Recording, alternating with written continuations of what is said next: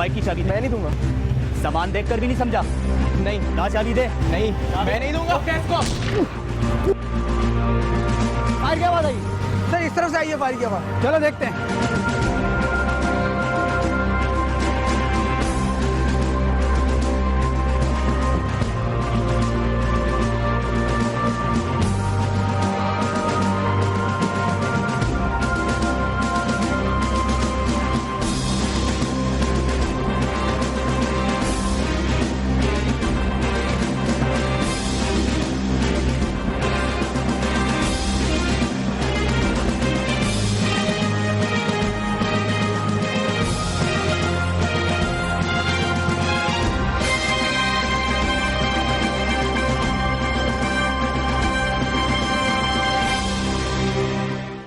शहरियों से दिन दिहाड़े मोबाइल फोन, टेलीफोन और दीगर सामान छिन जाना अब रोज का मामूल बन चुका है। हर रोज कोई ना कोई वारदात हम सुनते रहते हैं। अभी जो मोटरसाइकिल छीनने की वारदात हमने आपको दिखाई, क्या वो एक मामूल की वारदात थी? हर वारदात के पीछे कोई ना कोई सबब या मकसद जरूर होता है। क्या पुलिस इन मोटरसाइकिल चोरों को पकड़ने में कामयाब हो गई थी? इन सब बातों को जानने के लिए हमें कहानी के पीछे के उन हालात और वाकयात को देखना पड़ेगा जो इस वारदात का सबब बनी। सबा, सबा। जी भाई। मेरी टाई कहाँ रख दी तुमने? मैंने तो अलमारी में ही रखी थी। अच्छा मैं ला कर देती हूँ आपको। सबा, मैं तुमसे अपने इतने सारे काम करवाता हूँ, तुम्हें बुरा तो नहीं लगता? मेरा एक ही तो भाई है और वो भी इतना प्यारा सा। आपके काम करने में मुझे खुशी मिलती है। तू दुआ कर कि मेरी नौकरी अच्छी जगह लग जाए, फिर मैं तेरी शादी इतनी धूमधाम से करूंगा कि सब लोग देखते रह जाएंगे। आपका इंटरव्यू है ना, अब आपको देर नहीं हो रही? हाँ, तू मुझे टाई ला के दे, मुझे वैसे ही बहुत देर हो रही है। जल्दी टाई ला।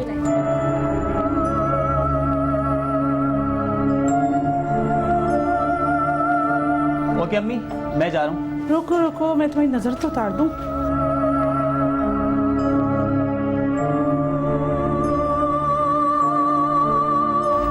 अम्मी, आप रोज मेरी नजर उतारकर इस उम्मीद से मुझे भेजती हैं कि शायद आज मुझे नौकरी मिल जाए, पर कोई फायदा नहीं। बेटा खुदा की जात पे भरोसा करो, एक न एक दिन नौकरी मिल जाएगी।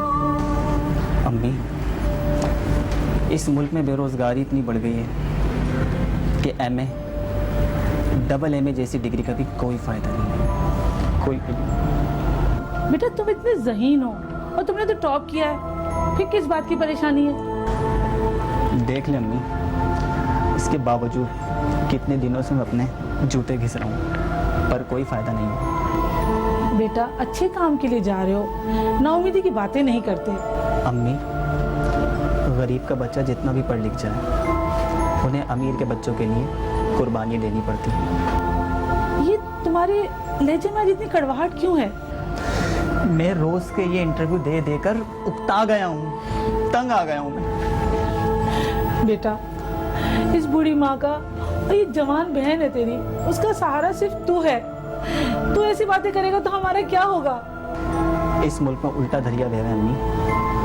अमीर अमीरतर होता चला जा रहा है और गरीब हमेशा गुर्बत की चक्की में पिसता रहेगा। बेटा वक्त एक सा नहीं रहता, इंशाल्लाह हमारा वक्त भी बदलेगा, तुम फिक्र नहीं करो। इसी उम्मीद पर तो रोज इंटरव्यू देने जाता हूँ। चलता हूँ अम्मी, वैसे ही बहुत देर हो गई है। अल्लाह हाफिज। अल्लाह तेरी हिफाजत फरमाए और तू खुशी खुशी वापस आए।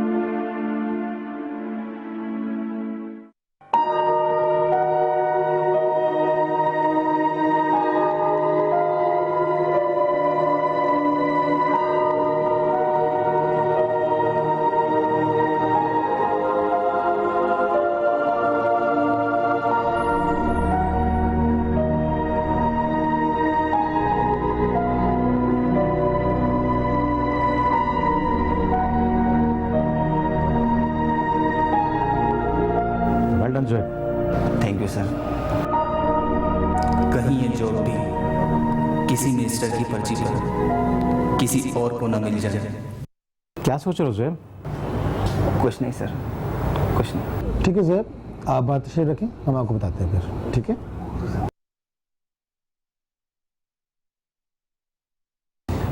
नौकरी तो इसे नहीं मिलेगी, कम से कम इसकी काबिलियत और ज़हानत को देखते हुए हम इसे जीएम के सामने तो पेश कर सकते हैं। तुझे क्या लगता है, बॉस इसे नौकरी देगा? यार बॉस इसे नौकरी दे या ना दे, लेकिन हम अपने काम में ईमानदारी तो कर सकते हैं। बस ठीक है। अरे फिक्र मत कीजिए किरमानी साहब, टेंडर आपको ही मिलेगा। ओके जी, ओके ओके, अल्लाह हाफिज। जी जफर साहब बैठिए। सर ये उन 2 लड़कों की फाइल है जिसका आपने मुझसे जिक्र किया था, और ये फाइल ज़ुहैब की है। ज़ुहैब? कौन ज़ुहैब? सर बड़ा इंटेलिजेंट लड़का है, हर सवाल का जवाब है इसके पास। जफर साहब, सिर्फ सवालों के जवाब होना जरूरी नहीं होता, कुछ और भी होना चाहिए। सर मैंने अपने कैरियर में इतना जीनियस लड़का नहीं देखा। चलें, आपकी ये हसरत भी पूरी हो गई। अब तो देखिए ना आप। सर एक बार आपसे मिल तो लें। ठीक है जफर साहब, अगर आप इतना इंसिस्ट करते हैं तो मिल लेता हूं। वैसे भी किसी से मिलने में कोई हर्ज नहीं, भेज दें आप उसे।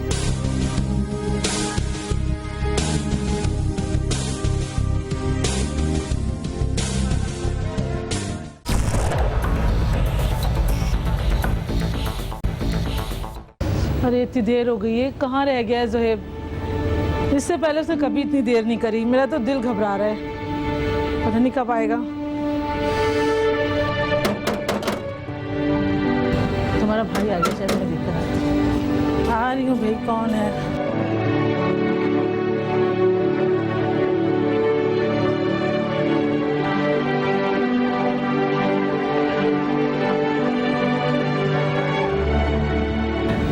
चेहरा कितना उतरा हुआ है, आज भी नौकरी नहीं मिली ना?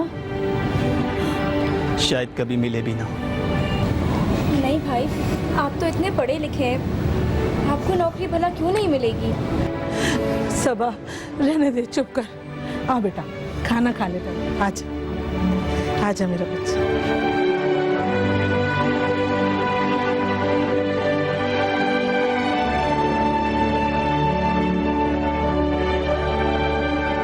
आप लोगों ने खाना खाया? हाँ बेटा, हम दोनों खा चुके हैं, तुम्हारा इंतजार कर रहे हैं। सबा? जी भाई, मैं भी खा चुकी। अम्मी जी बेटा। प्लीज मेरी तरफ देखकर बताएं, आपने खाना खाया? बेटा मैंने थोड़ा सा खा लिया था। एक माँ खुद भूखी रह सकती है, पर अपनी औलाद को कभी भूखा नहीं रख सकती। आपने खाना नहीं खाया अम्मी। बेटा मुझे भूख नहीं लग रही बेटा, तुम खा लो, यकीन करो। मैं खाना खाऊं और मेरी माँ भूखी रहे? मेरे हलक से निवाला कैसे उतरेगा अम्मी, कैसे उतरेगा? बेटा मुझे भूख नहीं लग रही है, तुम खा लो।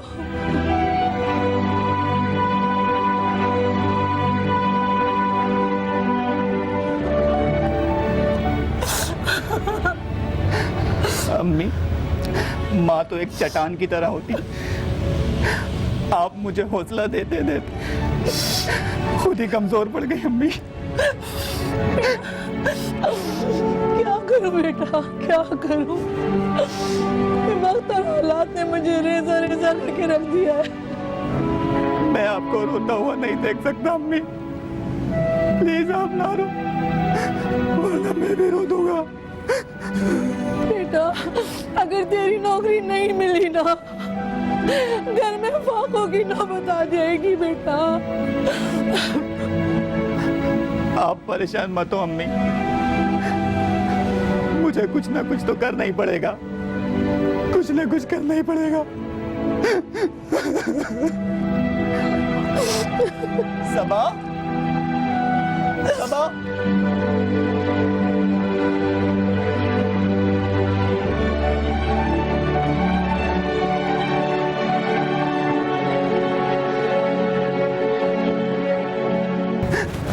आजा बेटा खाना खा।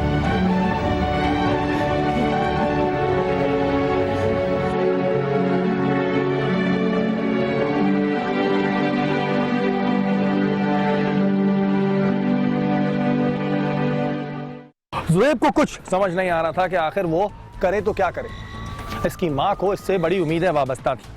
जवान बहन की शादी का बोझ इसके कंधों पे था। नौकरी ना मिलने को उसने कुदरत का फैसला समझ लिया था। एक तरफ कुदरत की सितम ज़रीफी, दूसरी जगह माँ और बहन की उम्मीदें। ये तमाम चीजें ज़ुहैब को एक मोड़ पे ले गई। ज़ुहैब, तू लाख कोशिश कर ले, तुझे कभी ये नौकरी नहीं मिल सकती, क्योंकि रिश्वत देने के लिए ना तेरे पास पैसे हैं और ना ही तेरे पास किसी की सिफारिश। यही तो अलविया है, यहाँ हक लिया नहीं छीना जाता है। यार वो जो अपने स्कूल में सलीम पढ़ता था, सीनियर था हमारा, जानता है ना उसको? अच्छा, वो मैनपुरी वाला जो स्कूल में बड़ा दादागीर बना फिरता था, लेकिन उसके बाद तो मैंने उसे कभी नहीं देखा। यार वो हारून बता रहा था, उसकी कहीं मुलाकात हुई है उससे। अच्छा, वैसे क्या कर रहा है वो आजकल? बड़े ठाट बाट हो गए हैं उसके, बड़े नोटों से जेब भरी रहती है उसकी। मैट्रिक में तो वो फेल हो गया था, लेकिन नौकरी कहाँ कर रहा है वो आजकल?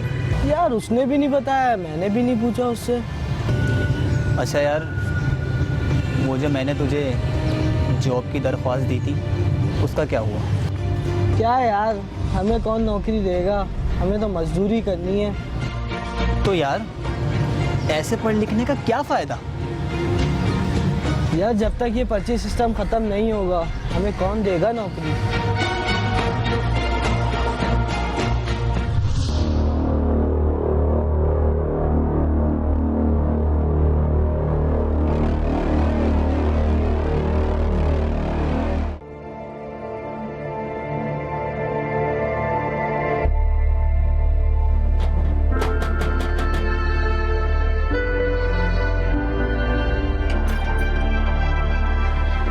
अरे मेरे दोस्त ज़ुहैब, कैसा है तू? यार मैं तेरे पास एक काम से आया हूँ। हाँ बोल, क्या काम है? क्या कुछ देर हम कहीं बैठकर बात कर सकते हैं? हाँ हाँ क्यों नहीं, आजा चाय पीते हैं। वहाँ कहाँ जा रहा है? चाय के होटल चलना है ना? तू चल, मैं बाइक लेकर आता हूँ।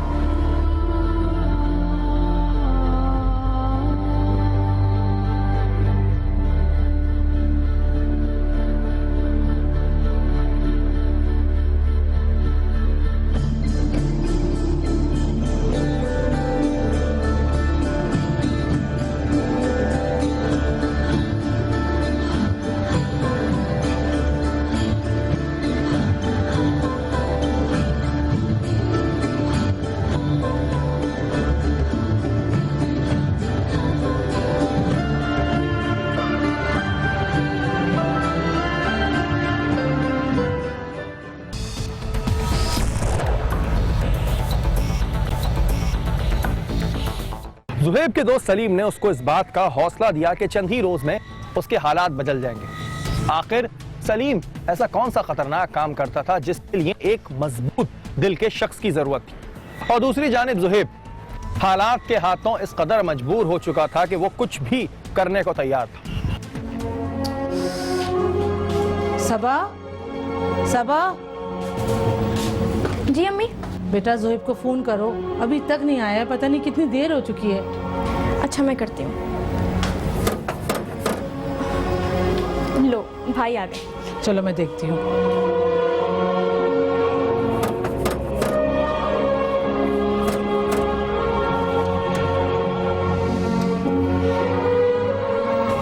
आज इतनी देर क्यों लग गई तुम्हें आने में? अब मैं बाजार चला गया। भाई खाना लगा दूँ? हाँ सबा, जल्दी से खाना लगा दो, बहुत जोर से भूख लगी। ज़ुहैब तुमसे एक बात कहनी थी। हाँ अम्मी। वो ज़ैबुन खाला आई थी जी। सबा का रिश्ता लेके। कोई लड़का है, वो टेक्सटाइल मिल में सुपरवाइज़र है। सबा को देखा उन्होंने? नहीं, वो तस्वीर लेके चली गई हैं। अगर उनको पसंद आ गई तो वो हमारे घर आएंगी। हाँ अम्मी, अगर सबा के नसीब में होगा तो ये रिश्ता ज़रूर तय हो जाएगा। हाँ ये तो है बेटा, अगर उनको पसंद आ गई सबा और उन्होंने जल्दी करी तो इंतज़ाम कहाँ से होगा। अरे अम्मी, आपका बेटा है ना, मैं सारे इंतज़ाम कर लूँगा, आप बिल्कुल परेशान मत हो। अल्लाह तुझे जीता रखे मेरा बेटा।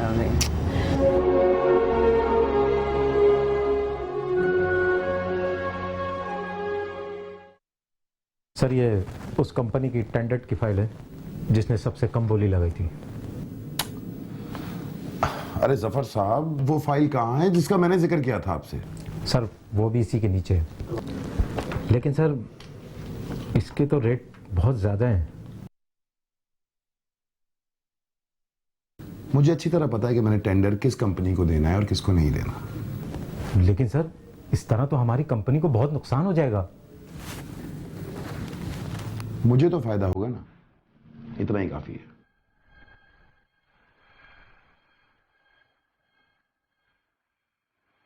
अभी आप बैठे बैठे मेरा मुंह क्या देख रहे हो? अरे जाओ यहां से, काम करो अपना।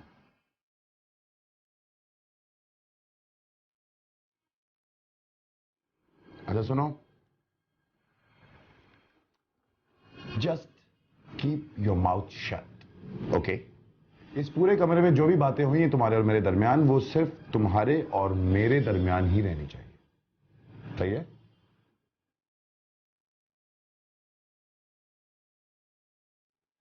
जिसको देखो सिखाने आ जाता है, फायदा होगा नुकसान होगा।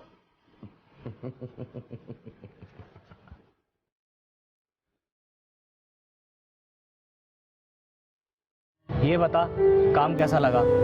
मजा आ रहा है ना? तू तो जानता है यार, वक्त और हालात ने मजबूर कर दिया था। तू और तेरे हालात। अबे तेरे हालात बहुत अच्छे चल रहे हैं।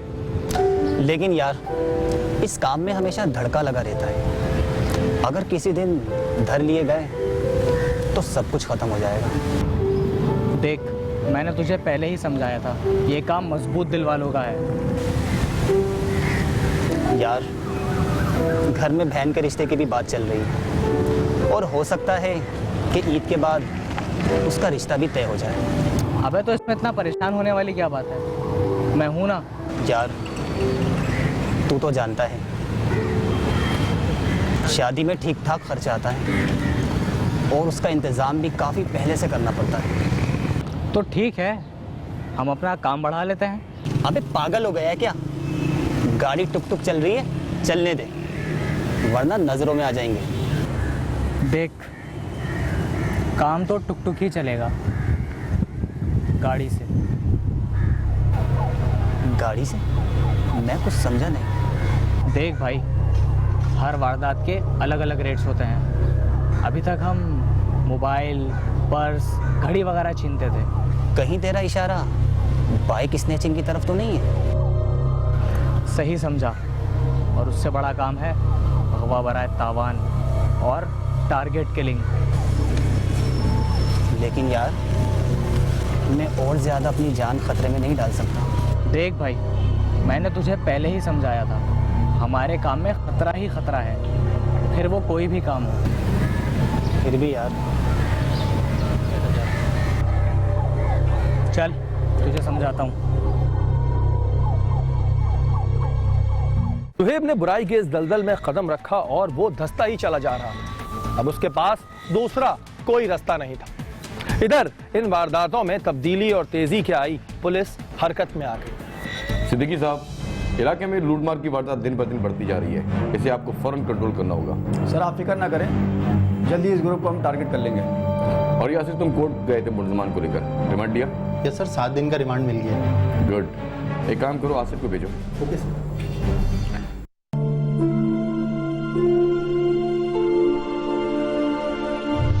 अरे बेटा, वैसे तुम्हारी नौकरी बहुत अच्छी लगी है, घर के हालात बेहतर होते जा रहे हैं। अच्छा अम्मी, उस रिश्ते का क्या हुआ?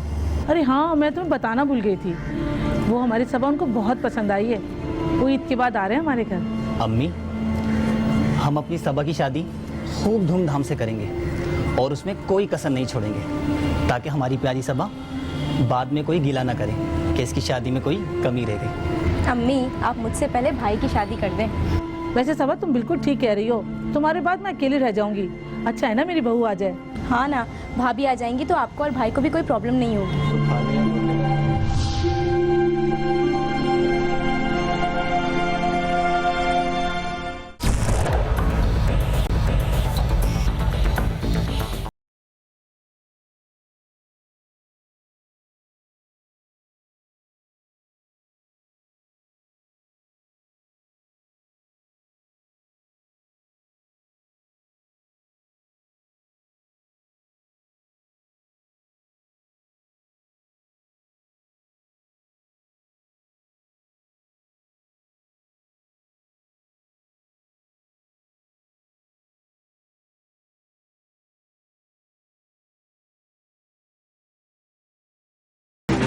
ला, बाइक की चाबी मैं नहीं दूंगा। सामान देखकर भी नहीं समझा? नहीं। ला चाबी दे। नहीं, मैं नहीं दूंगा। फायर की आवाज आई सर, इस तरफ से आई है फायर की आवाज। चलो देखते हैं।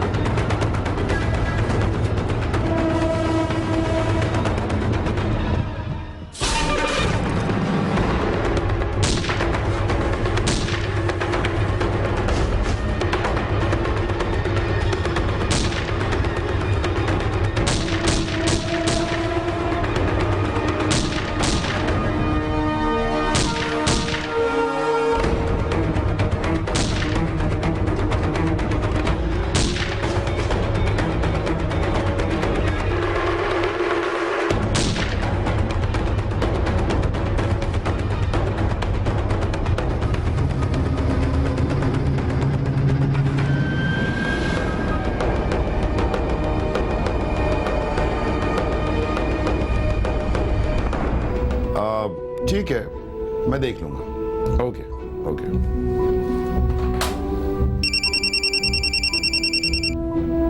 Hello hello. सर, आपने कोई न्यूज़ चैनल देखा? नहीं तो क्यों, खैरियत क्या हो गया? सर, आपके लिए बहुत बुरी खबर है। What are you talking? ये क्या पहेलियां बुझा रहे हो भाई, क्या बुरी खबर है बताओ? सर, पुलिस मुकाबले की ब्रेकिंग न्यूज़ आ रही है। तो क्या इस ब्रेकिंग न्यूज का ताल्लुक मुझसे? ताल्लुक है सर। ताल्लुक है, मैं आपको फोन पे नहीं बता सकता। आप प्लीज टीवी ऑन कीजिए। अच्छा ठीक है। हम अपने नाज़रीन को एक बार फिर बताते चले, आबिद नामी नौजवान जो कि एक सरकारी मुलाजिम का बेटा जाना जाता था, उसको उस वक्त कत्ल कर दिया गया है जब वो डाकुओं को अपनी बाइक ना देने पे मजामत कर रहा था। हम अपने नाज़रीन को एक बार फिर बताते चले, आबिद नामी नौजवान जो कि एक सरकारी मुलाजिम का बेटा जाना जाता था, उसको उस वक्त कत्ल कर दिया गया है जब मेरा बच्चा ना देने पे मजामत कर रहा था। हम अपने नाज़रीन को एक बार फिर बताते चले, आबिद मेरा बच्चा आबिद सरकारी मुलाजिम का बेटा जाना जाता था, उसको उस वक्त कत्ल कर दिया गया जब आबिद, मेरा बच्चा। हम अपने नाज़रीन को एक बार फिर बताते चले, आबिद नामी नौजवान का बेटा जाना जाता था, उसको दिया गया है जब वो डाकुओं को अपनी बाइक ना देने पे मजामत कर रहा था। हम अपने नाज़रीन सरकारी मुलाजिम का बेटा जाना जाता था, उसको उस वक्त कत्ल कर दिया गया। हम अपने नाज़रीन को एक बार फिर बताते चले,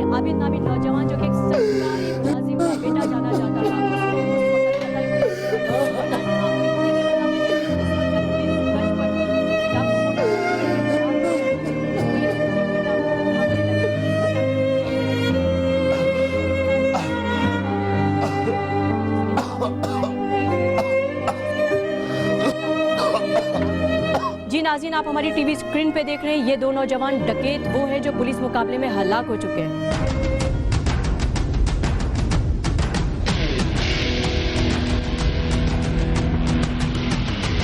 जॉब उसे दे दें सर, ये उसका हक है। नहीं जफर साहब, जॉब तो उसी को मिलेगी जो सबसे ज्यादा रकम दे। मतलब असामी बराए फरोख्त, अब हकदार को अपना हक खरीदना पड़ेगा। भाई अगर वो मुझे 2 लाख रुपए दे सकता है तो मैं जॉब उसे दे दूंगा, मुझे कोई इशू नहीं। लेकिन सर उसकी इतनी हैसियत नहीं है।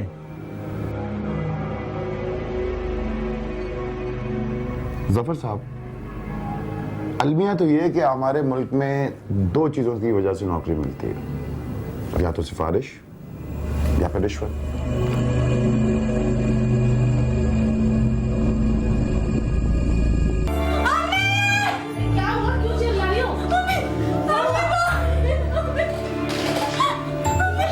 जी नाज़रीन, आप हमारी टीवी स्क्रीन पे देख रहे हैं पुलिस मुकाबले में हलाक हो चुके हैं।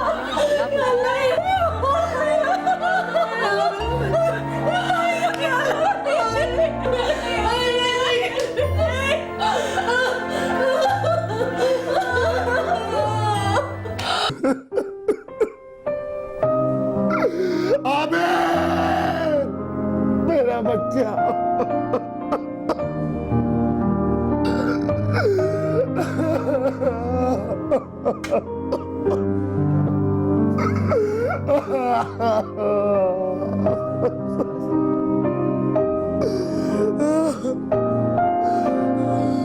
या मेरे अल्लाह,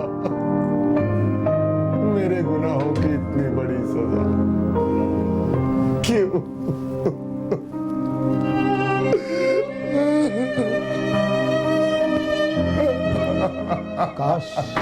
काश सर आप इस लड़के को इसका हक दे देते ना, तो आज ये दिन आपको देते।